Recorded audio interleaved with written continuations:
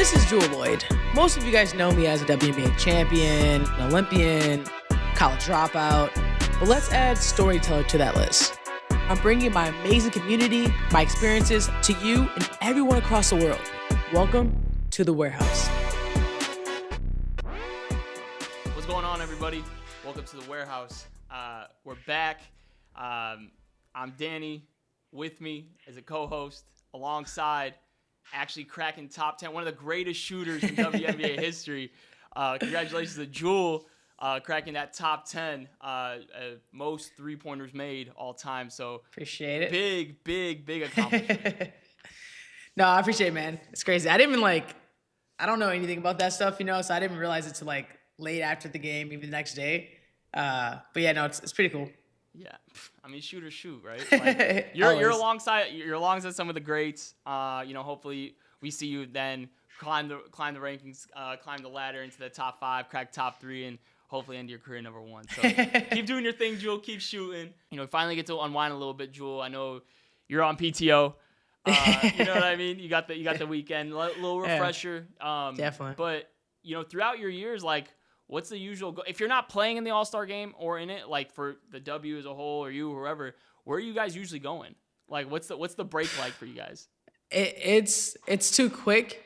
A lot of times you have a weekend, 2 to 3 days, depending on where you play, where their game is, and where you're trying to go to. Majority of people, they try to, go somewhere quick, where they can travel back. But it's not a lot of time, bro. NBA guys, they got time. We don't got time 5, like that. 6 days, right? I wish, bro. We get 2, maybe 3, depending like I said, where you have where you play next. For us, we got a game right when we get back, and then we're back on the road. So it's it's just different. It's a different grind. I wish we had more time. It's so compact. But I mean, a lot of people try to make it worth their while, right? And I think we're used to just kind of making it work. That's kind of just been our life. It's not we're used to all right, I'll take a red eye here. I'll sleep on the plane. I'll make it work. Kind of catch up on sleep here and there. But it's not really a break. Damn, unfortunately. That's tough. I mean, like I said, it's a stressful season for everybody. The wear and tear, the grind. You get 3 days. Man, you really got to find room to really disconnect then. Yeah. And when you're gone, you're DND. You got to. Yeah. Do not reach out. Usually, if I do any requests, it's make it early in the day so I have the rest of the day to do it. But this year I am so excited to just be still, be with my girl, enjoy a disconnect from everything. It's much needed. It's much needed for sure. Cause it's different, more games this year too. And people's bodies, I think we've seen the breakdown of people's bodies and injuries and just, it's kind of been up and down for a lot of teams, a lot of people just cause it's just different. And the intensity of the games is different. So when you get a chance to just rest and be still and not live out of a hotel for 2 weeks, I'm gonna be still and be on D&D for sure. No, hell yeah. No, you deserve it. You absolutely deserve it. But yeah, I mean, make sure you guys like and subscribe. We have a great episode for you guys in store today. And speaking of rankings, I don't know if, you guys saw it. I know Jewell and I have been talking about this for a while, and it's, it's kind of weighing heavy on our chests and on our hearts. And it's a thing where it kind of gets us in a heated debate almost. But the Bleacher Report actually came out with their top 100 NBA players of all time. I hate doing this because it's you go through some of the names and you see some of these legends just get absolutely slandered and disrespected for most of it. But let's get into it real quick. I know, man. The one. I mean, you could just go ahead and just dive right into it, Jewell, if you want. I know you saw it, and I know you were kind of shocked, and you're like, who's making these rankings? I look at number 1, MJ. No debate, right? Number 2, LeBron. Okay, understandable. Cool. Okay. 3, 4, 5, 6, 7, 8. Kobe's at 11? Kobe's at 11. The disrespect. My guy. Oh my gosh. It is absurd. At 11, okay, if anyone knows me, I'm not really good at ranking people. My history of the game is I just enjoy basketball, whatever. But looking at this list, I'm okay. I text him, who made this list? Yeah. What Gen Z I need to speak to the manager. Yeah, I need to speak to the manager right now. I'm writing a letter. This is absurd. Come on. You have Bro. Steph above Kobe. No offense to Steph. Like, I love Steph. I love But- Steph too. And I'm going Come through on. this list. Okay. Come on.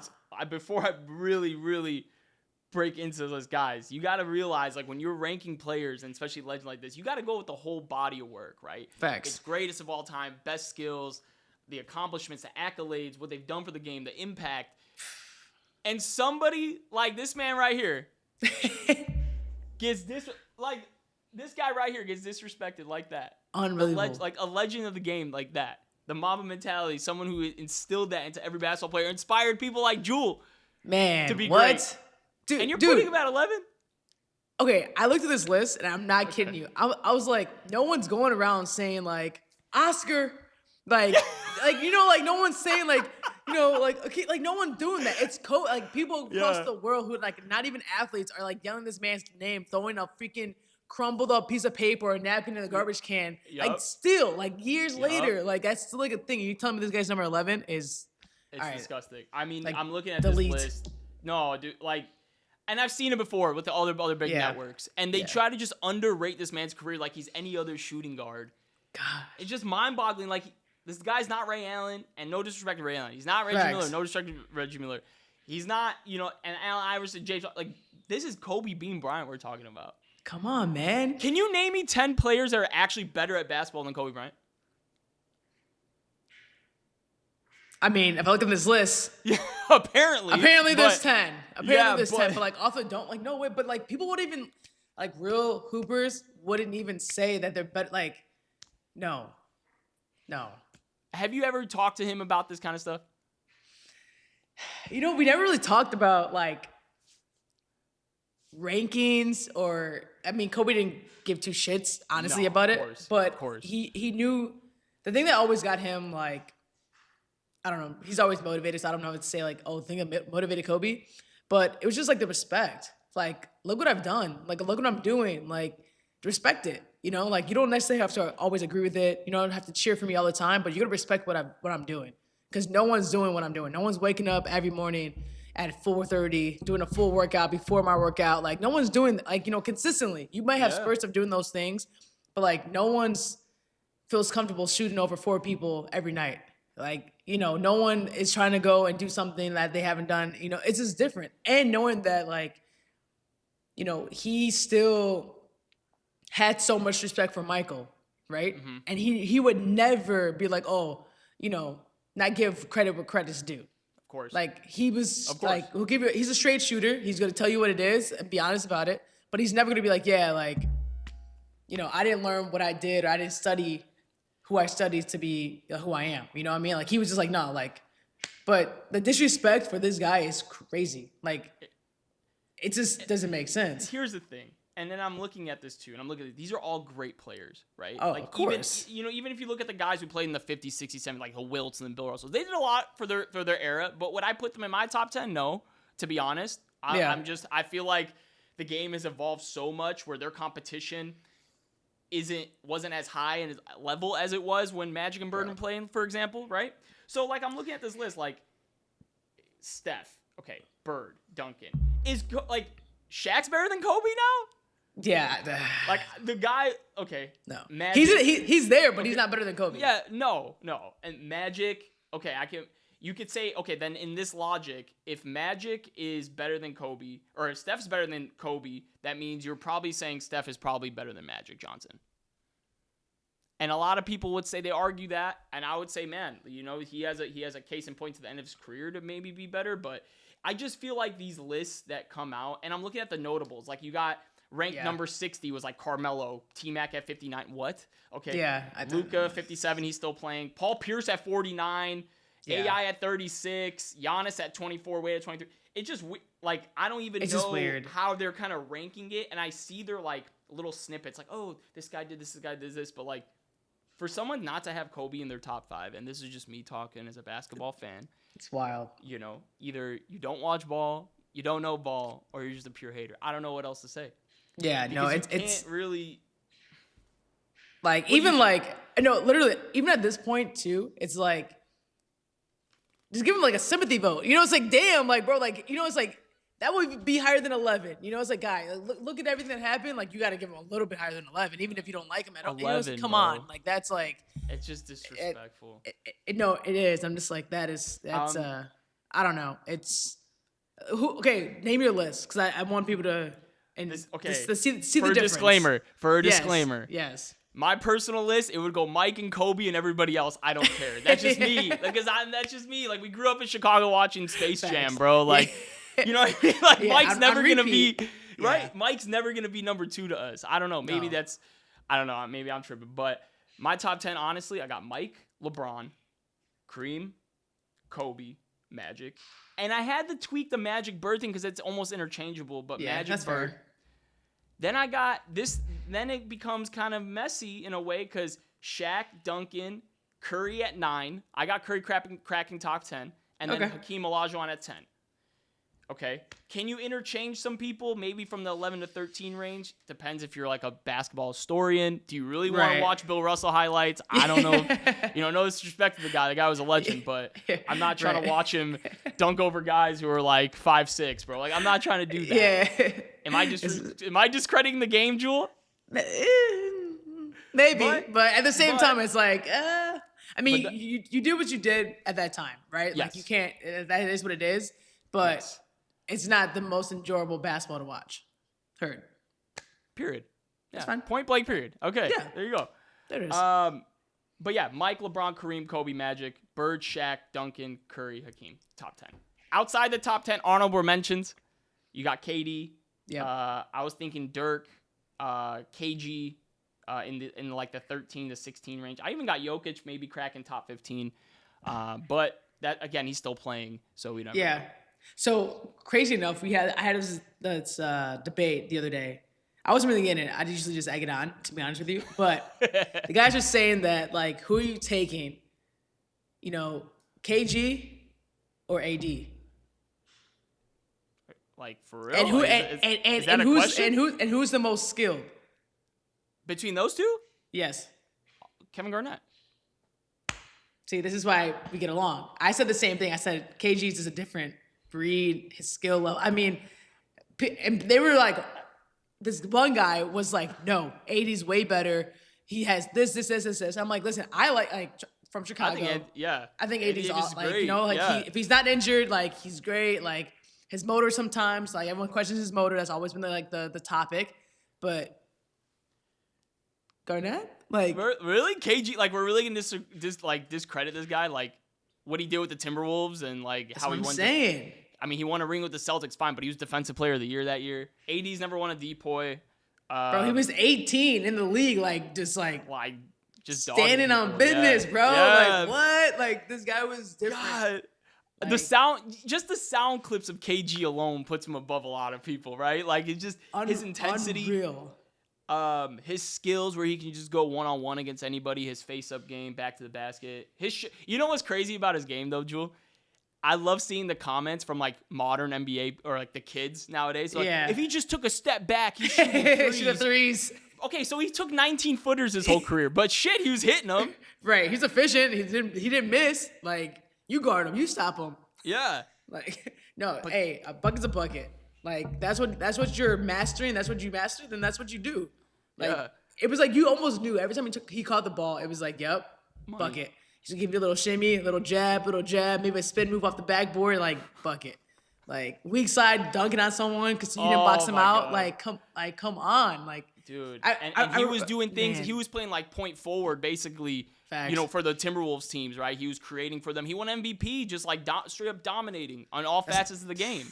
That's what I'm saying. I'm like, you can't take that away. And I remember going to they played the Bulls, and he was on the Celtics at this time, and I sat pretty close to the bench, and he was talking the entire game, like the entire game, and it's like hearing his voice and like his tone in his voice, and like what he was saying to his teammates, like constantly encouraging them, constantly like, oh, he hit you, we're hitting him back. Like, you heard the whole like intentionality of his game, like how he thought about the game. And I was blown away. After that, I'm like, bro, I need to get his jersey because like this is insane how much he's like encouraging his teammates. He's talking, but then he's backing up with his actions too. Like he was like he poured so much to the game, and I don't think he gets talked about enough, gets credited enough. But man, I was like, between the two, it's a no-brainer. I'm taking the warehouse. The warehouse is gonna give KG his absolute respect and flowers. He deserves it. We have to. He's a monster. He's a monster. I mean, there are debates between him and Tim Duncan still. Yeah. Like individually, I think KG individually is probably, dare I say, a better basketball player. I feel like a little more mobile on defense, can do a little more offensively. A little quicker, yeah. I just feel like Duncan's fundamentals and just how efficient he was and how he just played connected with his team, I think it was a little better. Honestly, probably everyone says he's the best teammate like ever. I don't know. The debates are there. I'm a big Dirk guy too. Like what he did in 2011. Like there are so many good players who played this game. So many good players, man. And like I wish that everybody got their flowers like during and after, but it's like so many. It's like you're gonna forget one or two. It's like so many. Like we're talking about the best handles, like the other other pod, and actually like you're texting me like, wait, I forgot this person. I know. It's like inevitable that you're gonna forget someone because there's so many great players, man. It's the same thing with scorers. Like I'm thinking of like all these good like 25-point scorers who came in this league, and like. The league is just so good. Basketball is just such a cool sport that you see these guys do it in every night. Everyone has a different style. Styles make fights. Like, where are you ranking KD at the end of his career, right? If he wins one more ring, now we're talking in that pantheon of the top 10. And it's just amazing. But, like, these debates always get us heated as basketball fans. I mean, it was the first thing we saw this morning. I was like, wait. Hold on. What? Like this is what we're doing right now. Like at 8 a.m, I'm getting like heated, like trying to get my lifts. I'm like lifting harder. I'm like grabbing the 75s instead of like the 20s. I'm like struggling, like just so mad. I'm like, what the heck is this, man? I was swear, like, bro. It's kind of crazy, but those are the rankings, I guess. I mean, I don't work for Bleacher Report. Luckily, I don't, because I probably get fired the same day I get hired, right? Because my opinions would be crazy. But yeah, I mean, let's kind of shift gears here. I know you're enjoying your break and your refresher, so I mean, like this is our time. Let's disconnect from basketball for a bit. Yeah, no basketball. Let's disconnect from basketball for a little bit. We love the game. Yeah, we love it. We love the game. And by the way, guys, make sure you guys like and subscribe to the Warehouse. You're gonna get this stuff all the time when you're with us. So, but let's disconnect a little bit. Like, I know you were telling me like you had some good, cool stories you wanted to tell some of the viewers and the listeners. Yeah, and people want to get to know you a little more outside the court. I mean, obviously your top 10 is shooting all time. Again, let's shine it. Let's give you your flowers one more time. But enough. Let's get into this. Let's get into some stuff. Let's get into some Jewell stories. Let's hear it out. Yeah. All right. Let's see where I want to go with this. Have you ever I don't know how much. We're like in nature, like growing up in Chicago, like like in the wilderness. Do you go camping or hiking or anything? Like, no, not really, because you don't really there's city life. Not really known for that, right? Right. No, yeah, we don't really venture out. Like, actually, I've never been camping. My mom is not. Still, my mom, if you know her, she's not about the dirt. Like, we're not out there like pinching like tents, and we just don't do that. My dad, he'll go out there and try to figure it out, but we're not like natural, like, guys, grab your backpacks and let's just go. Like, it's just not what we do. But that's also like a tangent. But, we have, so living in Lincolnwood, right? Yeah. We have like coyotes, like they come across all the time, but they're like different. They don't really mess with us. You see them across and they're just kind of minding their own business, no big deal. But when I got to Vegas, like, we got here and everyone's like, be careful, there's coyotes. I'm like, obviously, like, in a desert, cool, but I'm not thinking too much of it. Like, I'm just like, I got 2 dogs, I walk them all the time. I'm not gonna. What are the chances of you actually walking and seeing a coyote? I mean, I don't know. Maybe I'll just be naive. Like, first time in Vegas, like trying to find a path for my dogs. Like dogs have a routine just like we do. So I'm trying to find like where they go. And so I wake up in the mornings, and I've been, waking up at like 4:30 in the morning, go lift. So like I walk them before. It's like my routine. I go walk them, get like a little pre-sweat in before I go lift. So I'm going outside, I'm walking, I mind my own business, and like I got 2 golden doodles. So they're not like protective dogs. Like they can be, but they're not trained to be protective dogs. Like, why would they? They're just cute, curly, fluffy, like mind their own business. Yeah. Fun so loving. we're walking. Yeah, like just cute. Like everyone's like, oh my God, your dog's so cute. Every single time I walk them, I'm like, toughen up. I get like growl or like do something. They're just like, they're sitting there like, pet me more. Yeah. So we're walking around, and so it's still dark. And so I'm looking, I'm like, I see something cross the street. And I'm like, oh, I think that's a coyote. Okay. So I'm like, it is pretty far. Like this one's pretty far. So I'm like, all right, we're not gonna go this way. Our number one, we're gonna go the other way. So I kind of see it. It kind of ventures off. I don't see it anymore. Okay. So then I turn to go the other way. I see another one. I was like, ooh, this one looks like a little bit bigger. So I have my dogs and they're on like the longer leash. So they're kind of like far from me. They're not off leash, but they're far, right? So we're walking. I'm kind of seeing this coyote. I'm like looking. I'm like, all right. Like, where's it going? Like, it's going, I need to go this way. I can't go this way. This is like taking me out of my route. I need to go this way to get back to where I sit. And so I'm looking, and it's still dark, So you're like, is it a shadow? Or like, what's going on? So I'm starting to see it. And so I kind of stop. I bring the dogs a little closer. And of course, at this moment in time, they have to go pee. So I'm like, bro, like, hurry this up. So the coyote, it's literally, so there's like bushes. And it's weaving in and out of the bushes. And I'm like, it's tracking my dogs. Like it's hiding and like tracking my dogs right now. 100%. So now I'm like, all right, hey Mikey, like Romeo, come on, like bring it back here. They have no idea what's going on. I'm over here like Mission Impossible, like freaking out here in the wilderness, like trying to hide and like everything. So I finally get them, and all I see as they're coming back to me, this coyote sprinting towards me. No bullshit, sprinting. I'm like, oh my, like what am I gonna do? So I grab my dogs. And I'm waiting. There's like cars coming by. So I'm like, the only thing I could do at this point is to cross the street. Like, hopefully it gets hit by a car or something. Like, and I know like, animal lovers. I'm sorry, I'm not trying to like, but like I have nothing else to do right now. So I cross the street, and I'm sitting there, and it's going. Okay, cars are coming. I finally cross the street. It's standing at like the edge, and it's looking right at me. And it's like, I'm not even kidding you. I'm not even kidding you. I can hear it going.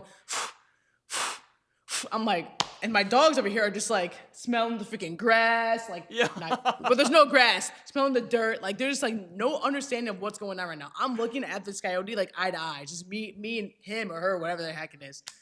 And we're just going back and forth. And he's like, so then I'm like, all right, well, we're about to do this, bro. We're about to fight. Like, this is like my second week here. Like, I got nothing else to do. Like, I pick up a rock. I'm not even kidding. I pick up a rock. I'm like, all right, here we go. Like, it's looking at me. It's breathing hard. And all of a sudden, it's just like, and just takes off running. I'm like, bro, welcome to Vegas. Welcome to Vegas. Like, this can't be like the first, like the week one of being in Vegas, getting chased by a coyote. Like, obviously now I'm like, all right, go, like, grab my dogs, get back. I'm like sprinting just to make sure, like, I don't know if it's gonna come back with more. Like, I just saw 2 within like, 20 minutes. Come back around. I'm like, all right, enough. Dogs have no idea what happened. Like, I call my dad. I'm like, bro, Dad, you won't believe it just happened to me. He's like, what? I'm like, bro, like, this is, I didn't have this problem in Chicago. They just stayed at like Bryn Mawr, they just stayed over there at the golf course. They didn't come across, they didn't cross Tui or Pratt. I was like, bro, this is like, I've never been in a situation where I'm like with a wild animal or like, we just don't do that from Chicago, bro. Like, it's not what we do. Like, not at all. I don't think camping is ever in our repertoire, to be real. If someone told me right now, like, hey, I'll pay you $1 million if you could pitch a tent, keep your money. I have no idea. I just try to figure it out, but that it's gonna cave. I don't know. Like, I'm just not like man versus wild. Like, it's not. Oh God, can you? I don't know, bro. Being on Survivor or like, no chance. Wouldn't do it. No chance. Noted. Jewell is not a outdoors person. I'm not. But if you come to Cali, you're not gonna go on a hike. No, look, listen. I like to go on hikes. I do. Like, I like to in my mind. I'm like, if I train for a month, like, that's like the athlete in me, I'll learn how to do this. Like, I will buckle down and figure out how to do this. And like, I want to learn these things, but I have no time, bro. Like, no, I feel it. I have no time to like try to venture out and do all these. Trust me, I'm working on it. But like, if you told me right now, hey, we're backpacking for 12 days in this like some desert or some jungle, I'm like, I am useless. Like, I'm just strong at this point. Like, use me as a mule. Like, I'll carry everyone's stuff. Like, get a workout in. But like, no, I got you. No, I get you. You tell me which way is north. I don't know which way is north or south, east. Like, I'm just there, bro. I'm just a body. So after that incident in Vegas with the coyote, have you ran into another coyote as of late? Yeah, bro. I went the other day. They're just roaming around. Like, my dad, he was sitting outside and he's like, Jewell. I'm like, what is going on? He's like, and it's like late, and he's like, come here. I'm like, all right, we go outside, and like where our gate is to get into the property, there's like a coyote sitting there waiting for the gate to be open. I said, if it like, what do you do? At this point, you got to train it. At this Make point, it your pet. you might as well get a cute name, like wash it up a little bit, give it some, brush his teeth. I don't know. Like TLC. And yeah, all of a sudden he's your boy. That's all it needs. Some love. That's it. Yeah, like it. you have to, go from 2 to 3 dogs. No big deal. It's, it's life in Vegas. I was shook. Yeah, I mean, shit. I'd be scared. We get mountain lions out here, but that's different too, bro. Like it's kind of nasty, dude. It's crazy. Guys, I'm gonna be honest with you. 1, this episode is awesome. 2, you guys better like and subscribe to The Warehouse. This is all truth, honest storytelling. This is like from the heart. We're pouring our souls into these things. Like we're here for a reason, for a purpose. Your most authentic selves, I swear to God. All the time. Like that's all we have. Like if we have nothing else, we have that. Yeah. Danny, when you were in middle school, did you guys have like weekly like reading books that you had to like read and take home and like come back and share, or like like book? I mean, obviously everyone had like book reports and stuff like that all the time, definitely. right? Yeah, we had like the speed reading test. We had like everything. Yeah. Like even back in the day, like when we were kids, like they had us do it, and then they would like put you in a level of reading category. Like, oh, I'm advanced. Like, dude, you're reading Dr. Seuss, bro. Like, you're not advanced. You're reading, 2 words on a page. And you're really you're reading Berenstain Bears and corduroy, bro. Like, calm down. Oh, I'm in Gifted. Really? You're in Gifted? You're reading a kid's book? You're in Gifted? What a throwback. What? Like Captain Underpants. That's crazy. Damn. Another classic. That was a good one. Another classic. So we had these same exact thing. But when it came to reading, this is before, I guess, real testing was like known, talked about. Definitely in like, suburbs, Linwood, school district, things like that. But I was struggling to read. Okay. Like I couldn't look at the page and like understand what was going on. Like I was like, I think that's an A, I think that's an E. I don't really know. My vision's kind of blurry. So when I would do all these tests, like I would be really slow. And my teacher was like, can you see? Like, is your vision? I go to like the nurse, and like they do like first of all, why is a nurse giving you freaking vision? Like, like there's no way a nurse is certified to be giving you eye tests. Yeah. I don't know. Maybe I'm wrong, but it's like, why am I in the nurse's office like with an actual spoon, like not the actual like covering of the eye and doing I get you. I don't know. No, I get you. Like what? And so we're doing these tests, and the teacher comes up and like, hey, like I think you should tell your parents like go get you glasses, like you're struggling to read, like maybe this will help you. And so mind you, my vision like anywhere besides school was 20/20. No problems. None at all. I had clear vision, no blurry, no nothing. Yeah. Once I sat down and started reading, blurry. Just like That's kind of crazy. Like it was wild, right? So basketball court, you were good. Man. You were finding people, distributing, doing everything. No looks, bro. I'm playing PG, and then all of a sudden the book comes, what? Yeah, now it's an issue. It's unbelievable. And so, my parents are like, okay, like we'll get her glasses. Like, I didn't know she had problems, couldn't see. Like my mom feels awful. Like she's like, oh my gosh, like it's been a month of school, and this is why you're not passing your test. I'm like, I don't know, maybe. And so like, we go get glasses, and my mom, she's buying me. I mean, glasses are expensive in general, but you're getting like your kid who's like active as hell, like glasses, like they're breaking. So my mom's buying all these pairs of glasses. And so like I'm now I have glasses. I'm like, dang, like I didn't want to be the kid with the glasses. Like I got this, like all these things. Luckily my friends are cool. Shout out to LH. They didn't judge me. And so that's a factor. So now I'm reading. Exactly. So now I'm going back to school. Got these glasses. It's been a month. I'm like, it's still not working. Like what's going on? Like I still can't figure this out. And they're like, no, like you get used to it. Like your vision's gonna adjust, and you might start getting headaches early on. And they're giving me the whole rundown. I'm like, all right, this is still like something else is going on. So they're like yelling at me all the time, like during my testing. They're like, you're not passing these tests because you can't see. Like you need to wear your glasses while you're getting tested. I'm like, I'm wearing these glasses all the damn time, like bro, like all the time. It's something else, right? So this went on for like 2-3 years. Me wearing these damn glasses. To later find out that I'm dyslexic. Like, it had nothing to do with the glasses. Wait, like, hold on. Actually, all of a sudden you went from I can't see to I'm dyslexic. Like, what? Yeah, like I go get tested. Actually, they're like, oh, actually, like your vision is totally fine. Like you have like no stigmatism, like no nothing. You're just dyslexic. Like I'm like, bro, I wasted 3 years like ruining my vision on these glasses to find out that had nothing to do with my vision. Jewell, I was like, I was like, no way this happened. Like, God, like didn't diagnose me properly. Saying like, oh, like your test, like all these everything, and then to find out like 3 years later of like me wearing these like whack ass glasses. Hey, you're just dyslexic. No big deal. You just need like, that's it. Oh my God. How do they do? Like how? Bro, Like how do they just misdiagnose you like that? Like I don't get it. There was like no effort. It was like, oh, like, but here, put these on. Oh, here, just do this. I'm like, what am I gonna say? Like, I'm a kid. I don't know. Like, I'm like, I guess it's my vision. Like, all these adults are telling me like, you can't see. Like, you got blurry vision. No, I'm just freaking dyslexic. Like, give me some freaking help, some real help. Like, not these plastic things on my freaking head, bro. Like, so I was gonna say, so like, if you are actually diagnosed, like, you're actually full on diagnosed with dyslexia. Yeah. How did that like affect your like schooling? I would feel like I don't know how to really like. Is it real? Is it just like? Cause can you explain it? It's like you just misspelled a word, or is like you just like can't see it? Yeah. So like the crazy thing is that it's always different variations, right? Like some people struggle with just like numbers, letters, or things are flipped, or And so for me personally, when I'm looking at a word, like let's say we're looking at the word basketball, right?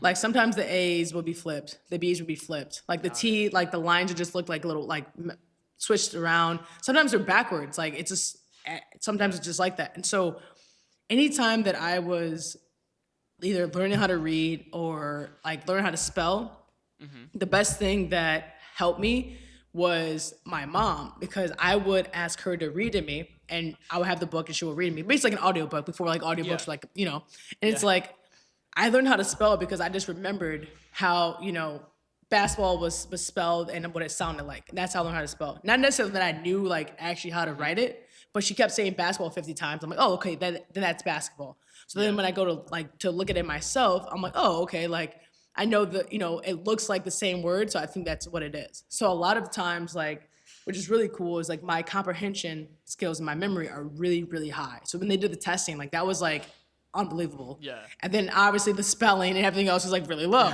So like it's like counterintuitive of like understanding that, okay, I can understand context really well and I can figure out what that word or what these words are. And that's basically how I got through school. But like who understands that at the age like in high school and middle school, like I'm like decoding my own code. Like, it's like crazy. So it takes me so much longer. And so once I kind of figured out like I was diagnosed, I had like actually like so some of the 504 plans in my accommodation was like extra time so I could finish like I can't speed read. Like I need time to read for these questions and all of that. So like that was that like differentiation of testing. Like sometimes certain teachers would let me do just like conversational. Yeah. And I would test like that or a multiple choice. Certain things like where this like when I got to college, it was like I got like notes.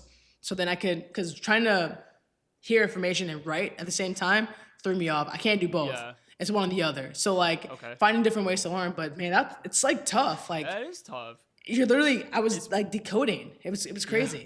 Especially as a kid, like coming into that's really hard. So like you see everybody else, like for example, they're like doing it the traditional way, right, and you're doing it a different way. So no, it's good. I mean, you obviously battled through that. I mean.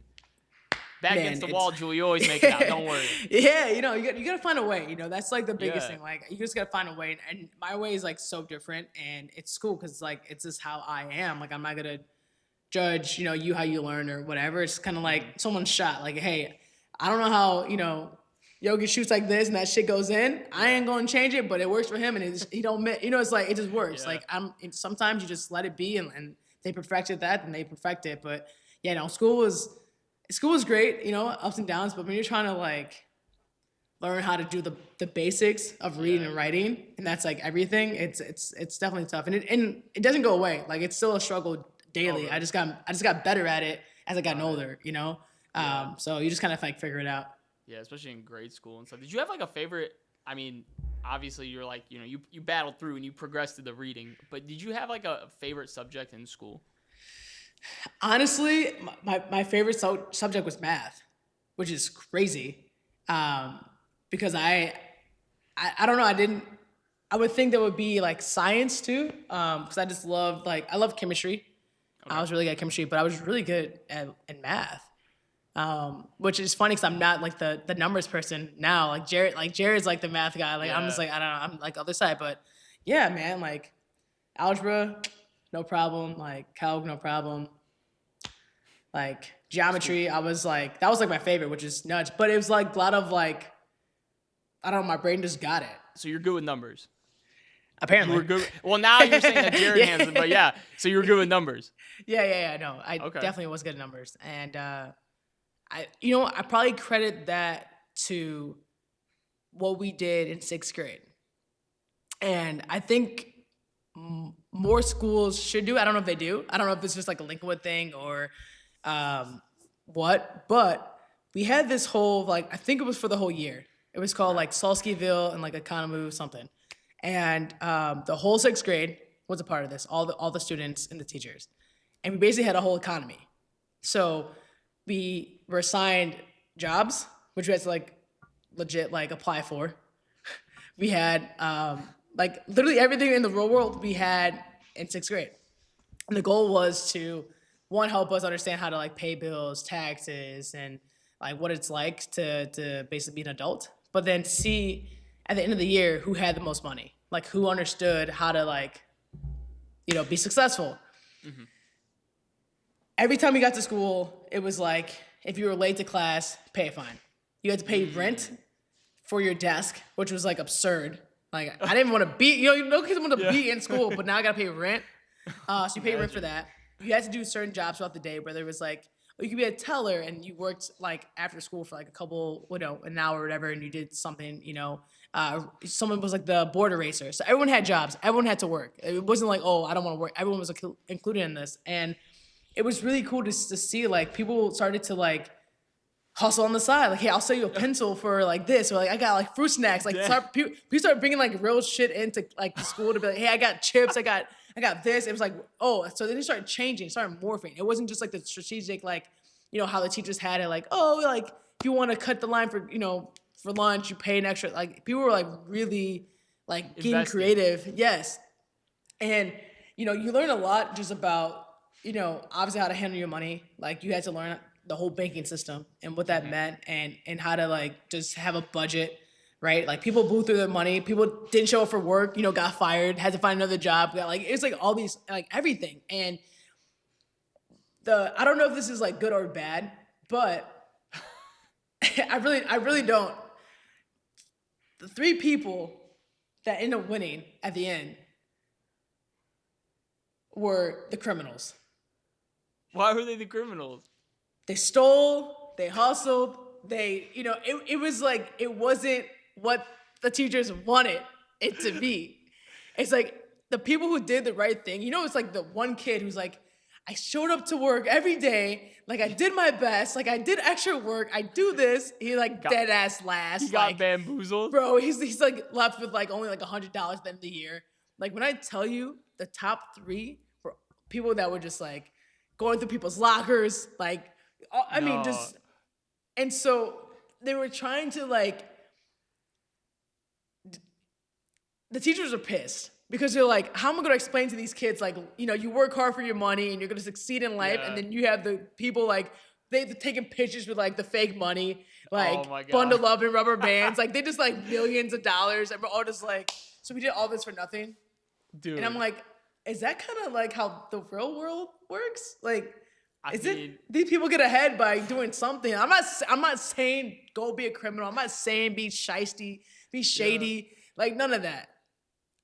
But they were living good at the end of the year, man. They were. I mean, hey, I don't want to do my homework. They were taking care of kids in the lunch line, bro. Bro, I got you. Don't worry, I got you. They were living their best lives. They had the best year. I mean, when I tell you they were paying people for the homework, they were paying people, hey, go bring me my juice box. Like, it was crazy. And it was just interesting that, like, even in the control environment, like a school where things are set up a certain way and they have a certain way that they want it to go. Found it. Hey, loopholes. Found a There's loophole. there's loopholes, Hey, man. it was foreshadowing, man. A lot of people, you know what I mean? Man. Sometimes you gotta scratch and claw and make it your way, man. Yeah, it was wild. Like, it was a crazy 6th grade. People were pissed. Where did you finish in that?